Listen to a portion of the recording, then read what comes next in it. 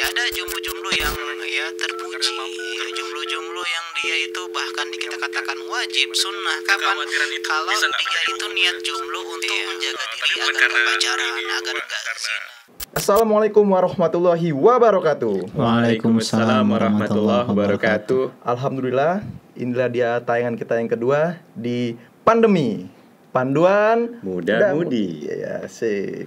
Dan telah hadir di tengah-tengah kita di pertemuan kali ini bersama dengan Ustadz Roni Nurhusmansyah. Apa kabar Ustadz? Alhamdulillah baik. Gimana Cep kabar? Alhamdulillah baik. Alhamdulillah ya. Terima kasih Ustadz udah hadir untuk episode kedua ya. Iya, episode kedua kali ini. Semoga Ustadz tidak kapok ya meladeni kita ya. Insyaallah enggak. Amin. Ustadz, kita kemarin itu udah bahas soal keutamaan hikmah-hikmah yang membuat kita tergugah lah untuk ya khususnya yang belum menikah ya. Iya. Cuman itu kan kita juga lihat di kenyataan banyak juga yang udah nikah tapi belum mau gitu loh. Mungkin mereka nggak tahu atau khususnya bicara juga nggak tahu hukumnya gitu Ustaz. Iya. Kan kalau hukum ada konsekuensi pasti Ustaz. Iya benar. Mungkin dari situ mungkin ya, mohon penjelasannya. Mohon penjelasan Ustaz, gimana hukum-hukum menikah itu Ustaz? Iya. Ya, alhamdulillah wassalatu wassalamu ala Rasulillah wa ala alihi wa ashabihi wa man walah wa la hawla wa la quwata illa billah. Ya, ini pertanyaan unik sekali ya, tentang apa sih sebenarnya hukum nikah. Kita udah bahas tadi tentang hikmah, manfaat, keutamaan nikah. Nah, sekarang kita juga harus tahu apa sih hukum pernikahan dalam agama Islam. Maka ulama berbeda pendapat dalam masalah ini. Ya, ada sebagian ulama seperti Zahiriyah berpendapat hukumnya wajib, harus tuh. Kalau nggak nikah, dosa. Mereka berdalil dengan pendapatnya ya, hukum kaidah asal al-amru yaqtadil wujub. Perintah itu hukum asalnya wajib. Sedangkan kan kita bahas kemarin, nikah itu perintah Allah, kata Allah, fankihu ma tabalakum minan nisa masna wa sulasa wa ruba. Nikahilah wanita yang kamu suka, ya 2, 3, 4 ya. Ini kata Allah Subhanahu wa taala. Jadi perintah itu hukum asalnya wajib. Begitu juga hadis dalam Bukhari Muslim kita bahas kemarin, ya ma'syarasy syabab man istata'a minkumul ba'ah falyatazawwaj. Siapa yang punya ba'ah, kemampuan, maka menikahlah. Jadi mereka berpendapat dari dua dalil di atas bahwasanya hukum nikah itu wajib, harus. Kalau enggak nikah dosa, Jimmy. Ya. Itu konsekuensi Ustaz. Ini yang pertama, ya pendapat yang pertama. Ya. Akan tapi pendapat yang kedua, pendapat jumhur, ini mayoritas para ulama, bahkan bisa kita katakan pendapat imam yang 4 ya, mengatakan bahwasannya nikah itu hukumnya sunnah, mustahab, dianjurkan, enggak sampai wajib, enggak sampai harus. Jadi kalau enggak nikah enggak dosa. Kenapa mereka bilang bahwasanya perintah-perintah sebelumnya itu ada keterikatannya. Jadi enggak mutlak perintah. Sedangkan ya yang namanya perintah itu kan harusnya mutlak. Ya, tapi kalau mampu maka menikahlah, berarti enggak mutlak perintahnya, ada kemampuan, yang mampu baru wajib begitu. Begitu juga tadi fankihu ma tabalakum tadi, nikahinlah wanita yang kau suka. Artinya ada kesukaan. Kalau enggak suka ya enggak usah nikah ya.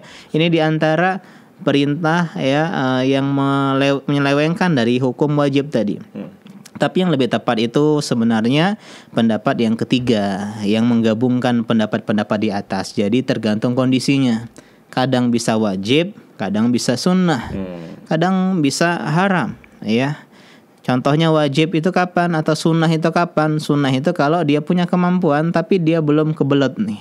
Masih santai, masih kalem, enggak kebelet ya. Jadi dia istilahnya masih bisa jaga diri lah ya, masih bisa jaga diri, maka dia disunahkan menikah karena dia udah mampu menafkahi lahir batin.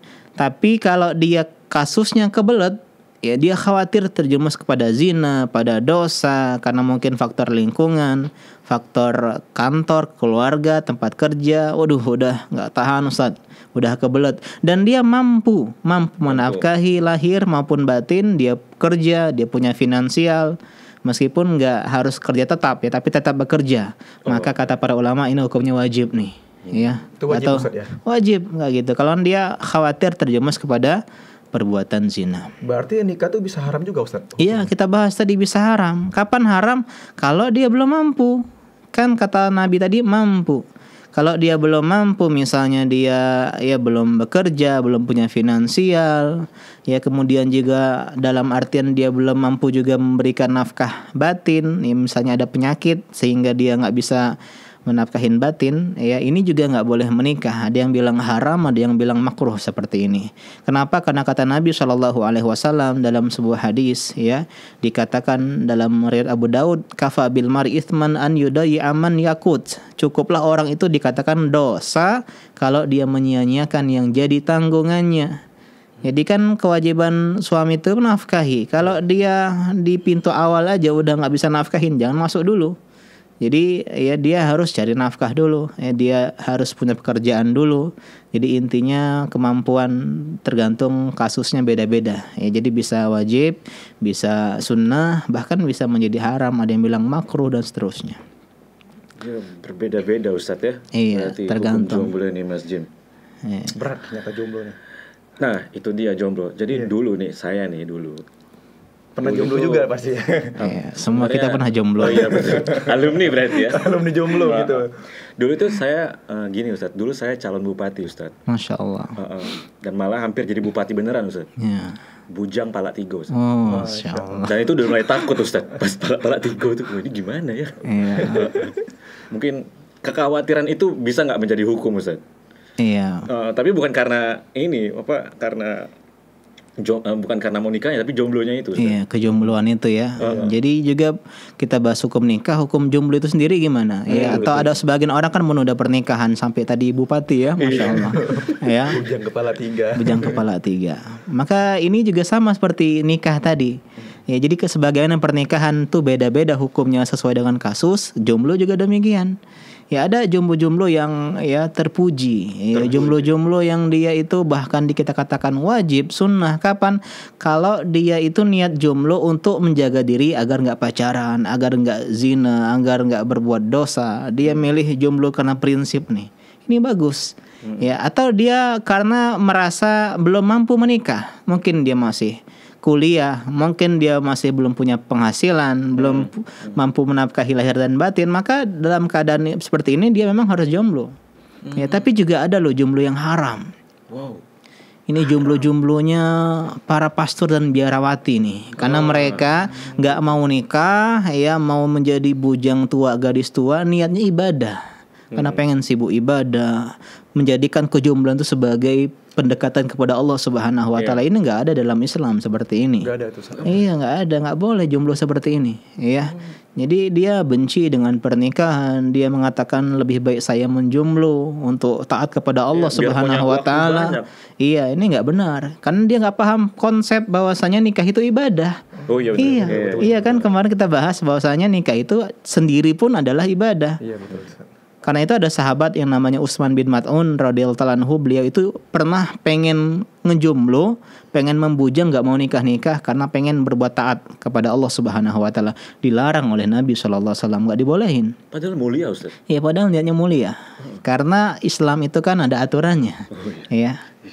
Begitu juga dalam sebuah hadis dari Samurah, dari hadis Tirmizi dikatakan nah Nabi sallallahu alaihi wasallam ani tabattul. Nabi melarang tabattul. Tabattul itu apa? Tabattul itu sengaja menjomblo maupun membujang menggadis, ya, karena ya pilihan dia sendiri karena pengen beribadah kepada Allah Subhanahu wa taala. Ini enggak boleh nih. Ya dilarang oleh Nabi sallallahu alaihi wasallam, dan bahkan ulama bilang haram seperti ini, jomblo seperti ini. Haram ya. Jadi enggak boleh jomblo seperti ini, ya. Haram men. Jomblo itu haram. Karena kalau sekarang kalau saya dulu sih Ustaz, karena biasanya jomblo di antara dua Ustaz.